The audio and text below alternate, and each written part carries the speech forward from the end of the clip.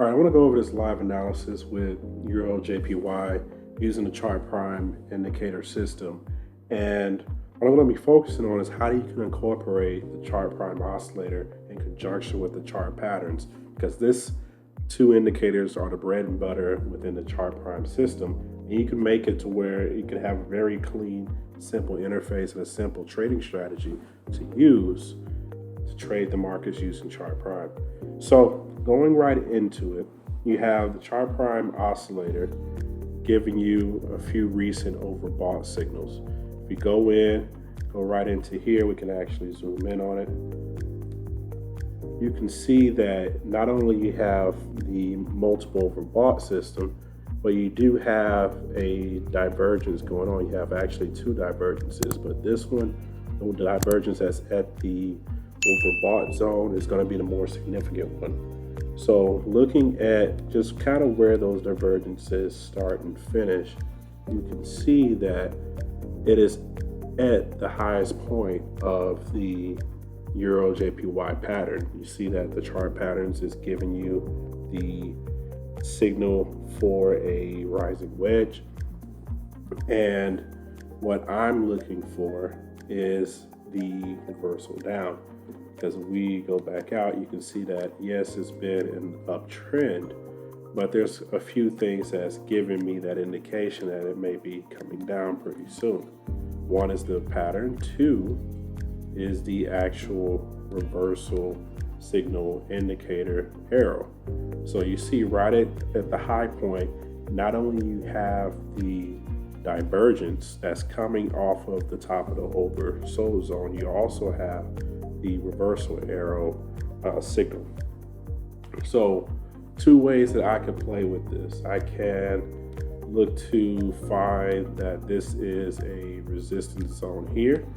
You can maybe place a smaller trade just off of that, but for reversals, if this was a trend and continuation move, that would be enough for me. I can go in, I can play off of the resistance zone, and I have all of this here to play with. There's one zone there, there's another zone here, and I can show you just in case you can't see it. So there's one zone there and another zone here, and I can use that for my different levels of take profits with that zone. But since this is a reversal setup, I'm going to take my time with it, and what I'm going to look for is I want to let the pattern play out, because chart prime's pattern indicator does a really good job of letting you know when this pattern is in play and actually tradable.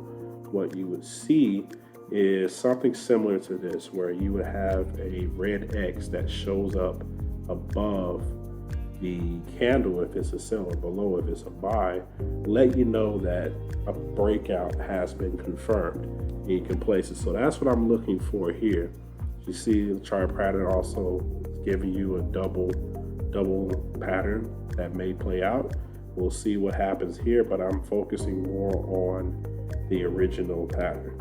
And hopefully, because there's already some resistance happening there, I can get that breakout there, get that X to come up, get that X, and then also right after that, place my sell for my trade, have my stop loss above the resistance area, and then that would be my first take profit, 1-to-1, a little bit over 1-to-1.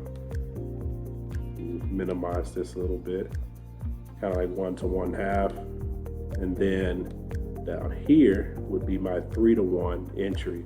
Just depending, when it comes to a reversal trade, I like to more so focus on securing profits versus holding the trade, because it is a reversal trade. Trade continuation, I'm more apt to hold the trade. So this is something that I've seen be a very good setup using chart prime, and I wanted to show you this example so that way you know how to play within the chart prime system and find the trades that can really give you the results that you're looking for. As with anything with trading, nothing is guaranteed, but all you could do is identify patterns and make sure that you follow the rules that you set for yourself when you trade. So hopefully this helps, and let me know in the comments what part of the chart prime oscillator you like the best. I'll see you next time.